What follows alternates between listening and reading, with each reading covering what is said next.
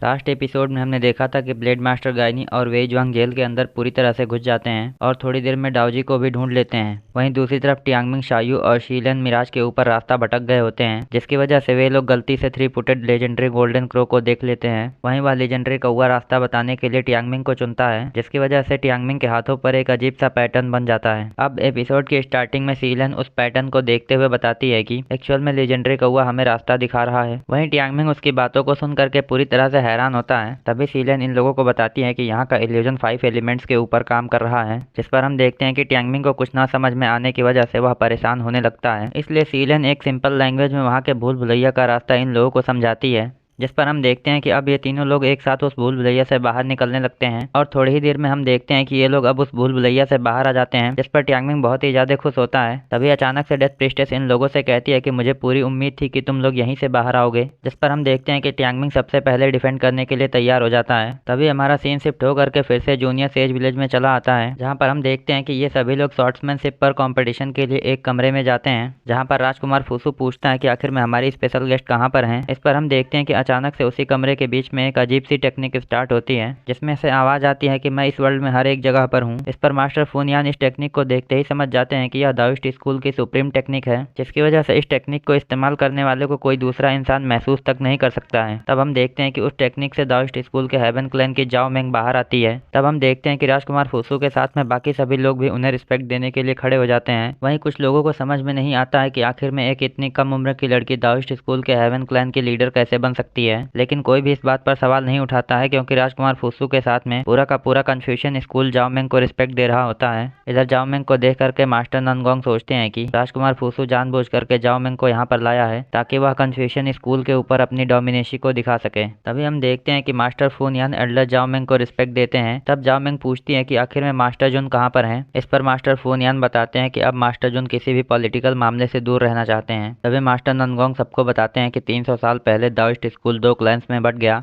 जिसके बाद दाओइस्ट स्कूल में 2 क्लैन हेवन और ह्यूमन क्लैन बन गए। वहीं इन दोनों क्लैन के बीच में शुरू से ही मतभेद है। इसके अलावा जाओ मेंग हेवन क्लैन की लीडर है, इसलिए उसे इतना यंग देख करके किसी को भी उसे हल्के में नहीं लेना चाहिए। यह सुनकर के लेडी लिंगलोंग पूछती हैं कि मेरे ख्याल से ह्यूमन क्लैन का हेड तो जाओ याओ है। इसके अलावा जाओ मेंग हेवन क्लैन की लीडर है, जिसकी वजह से ये लोग तो एक दूसरे के नेचुरल दुश्मन होंगे। यह सुनकर के मास्टर ननगोंग बताते हैं कि जब हेवन और ह्यूमन क्लैन अलग हुए थे, तब उस समय की सबसे कॉन्फ्लिक्ट वाली बात यह थी कि आखिर में दाओइस्ट स्कूल के लीडर की शॉर्ट जोईजी किसके पास रहेगी। इसलिए इस मामले का हल निकालने के लिए दोनों क्लैन 5 सालों में एक फाइट को अरेंज करते हैं, जिसमें उस फाइट को जीतने वाला क्लैन जोईजी स्वॉर्ड को अगले 5 सालों तक के लिए अपने पास रखता है। तभी राजकुमार फूसू जाओ मेंग को बैठने के लिए कहता है। तब हम देखते हैं कि जाओ मेंग बहुत ही अजीब सी टेक्निक का इस्तेमाल करके आगे बढ़ती है और अपनी सीट पर जा करके बैठ जाती हैं। इधर लेडी लिंगलोंग मास्टर ननगोंग से कहती है कि इस समय दाओइस्ट स्कूल के लीडर की तलवार जाओ याओ के पास है, तो क्या जाओ याओ ने जाओ मेंग को हरा दिया था। इस पर मास्टर ननगोंग बताते हैं कि नहीं, ऐसी बात नहीं है। एक्चुअल में जाओ याओ ने जाओ मेंग के बड़े भाई ची सॉन्ग जी को हराया था, जो उस समय हेवन क्लैन का लीडर था। वहीं वह उस समय 70 साल का था, लेकिन उसकी स्ट्रेंथ की वजह से लोग उसकी इज्जत करते थे, क्योंकि वह हेवन और ह्यूमन क्लैन के बीच 5 सालों में होने वाले फाइट को लगातार 3 बार जीत चुका था।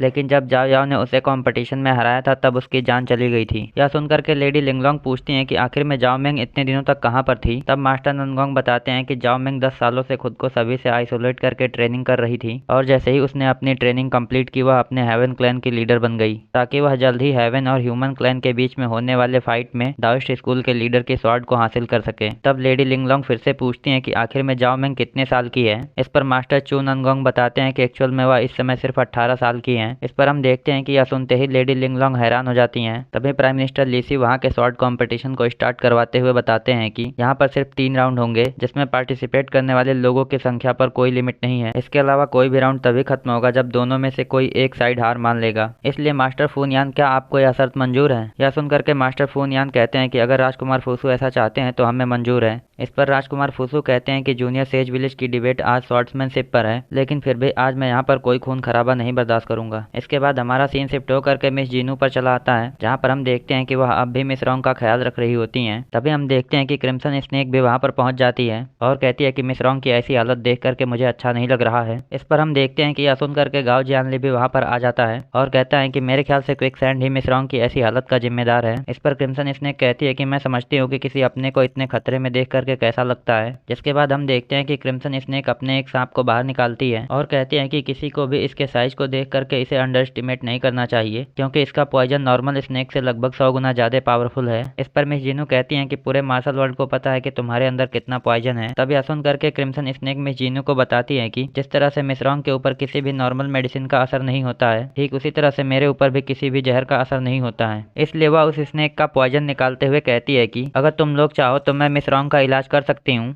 यह सुन करके मिस जीनू कहती हैं कि तुम्हारे पॉइजन से मिस रॉन्ग मर सकती हैं। तब क्रिम्सन स्नेक कहती है कि कोई भी मेडिसिन और पॉइजन एक जैसे ही होते हैं, क्योंकि अगर किसी मेडिसिन को गलत तरीके से खा लिया जाए तब भी मौत हो जाती है। इसके बाद हम देखते हैं कि वह ग्रीन जेड लीफ मेडिसिन से एक पत्ता तोड़ करके उस पॉइजन में मिलाती है और उसे मिस जीनू को देने लगती है। इस पर मिस जीनू गाओ जियानली की तरफ देखती हैं। तब गाओ जियानली कहता है कि मेरे ख्याल से क्रिम्सन स्नेक झूठ नहीं बोल रही है। यह सुन करके मिस जीनू क्रिम्सन स्नेक से पूछती है कि आखिर में तुम्हें इस हेल्प के बदले में क्या चाहिए, क्योंकि मुझे नहीं लगता कि क्विकसैंड कभी भी बिना किसी प्रॉफिट के हेल्प करेगा। इस पर क्रिम्सन स्नेक कहती है कि मुझे इसके बदले में कोई पेमेंट नहीं चाहिए, मैं तो बस मोइस्ट स्कूल से अपनी तरफ से किसी को बचाने के लिए रिक्वेस्ट करना चाहती हूँ। इधर हमारा सीन शिफ्ट हो करके फिर से जेल के अंदर चला आता है, जहाँ पर हम देखते हैं कि जनरल हान सभी चीजों पर नजर रख रहा होता है। वहीं उसका एक सोल्जर बताता है कि डाउजी जेल से भाग रहा है। तब हम देखते हैं कि जनरल हान वहाँ पर एक लीवर को खींच करके कुछ एक्टिवेट करते हैं, जिसकी वजह से हम देखते हैं कि अब जेल के अंदर के रास्ते बदलना स्टार्ट हो जाते हैं, जिसे देख करके डाउजी हैरान होते हुए कहता है कि अब तो जेल के सारे रास्ते बदल रहे हैं। तब ब्लेड मास्टर गायनी कहते हैं कि अगर यह जेल पूरी तरह से ट्रांसफॉर्म हो गई तब हम लोग मैनेजर डिंग को कभी नहीं ढूंढ पाएंगे। इसलिए हम देखते हैं कि ये लोग मैनेजर डिंग को ढूंढने के लिए आगे बढ़ते हैं। तब हम देखते हैं कि जैसे ही ये लोग आगे बढ़ते हैं, उन लोगों को जान से मारने के लिए इस जेल में लगे हुए सारे ट्रैप्स एक्टिवेट होने लगते हैं, पर फिर भी ये तीनों लोग किसी तरह से उन ट्रैप्स को बेकार करते हुए आगे बढ़ते हैं। इधर उस जेल में लगे हुए मैकेनिज्म की वजह से जनरल हान को भी इन सारी चीजों के बारे में पता चल रहा होता है, जिसकी वजह से वह सोचता है कि अब मेरा शिकार मेरे पिंजरे में फंस चुका है। तभी हमारा सीन शिफ्ट होकर के फिर से कंफ्यूजन स्कूल में चला आता है, जहाँ पर प्राइम मिनिस्टर लीसी शॉर्ट कॉम्पिटिशन के पहले राउंड को स्टार्ट करने के लिए कहते हैं। यह सुनकर के मास्टर जी फैंग सोचते हैं कि इस बार किन एम्पायर पूरी तरह से तैयार होकर के यहाँ पर आया है, जिसकी वजह से मुझे लगता है कि राजकुमार फूसू के शॉर्ट्समैन को चैलेंज करने के लिए केवल मैं और 2 सीनियर ब्रदर्स यहाँ पर हैं। इसके बाद मास्टर जी फैंग वहाँ की सिचुएशन को एनालाइज करते हुए सोचते हैं कि यहाँ पर राजकुमार फूसू के साथ ढेर सारे लोग आए हैं, लेकिन उनमें से केवल नेट ट्रैप के 6 लोग सेंगी और जाओ मैंग ही फाइट में पार्टिसिपेट करेंगे। वहीं इन सारे लोगों से कंफ्यूजन स्कूल अभी जीत नहीं सकता है, इसलिए अच्छा यही होगा कि हम लोग अपना ओपोनेंट खुद चुने। इसके बाद हम देखते हैं कि मास्टर जी फैंग अपनी तलवार लेकर के आगे बढ़ते हैं। तब हमारा सीन शिफ्ट होकर के फिर से मिराज के ऊपर शायू, शीलन और ट्यांगमिंग पर चला आता है। वहीं हम देखते हैं कि ट्यांगमिंग के साथ में शायू और शीलन भी लड़ने के लिए तैयार हो जाते हैं। तभी डेथ प्रिस्टेस ट्यांगमिंग के हाथों की तलवार ब्लैक किंग को देख करके कहती है कि यह तलवार मोइस्ट स्कूल के लीडर का सिंबल है, लेकिन लास्ट टाइम जब मैं तुमसे फाइट कर रही थी तब तुम्हारे पास एक मैकेनिकल स्वॉर्ड थी,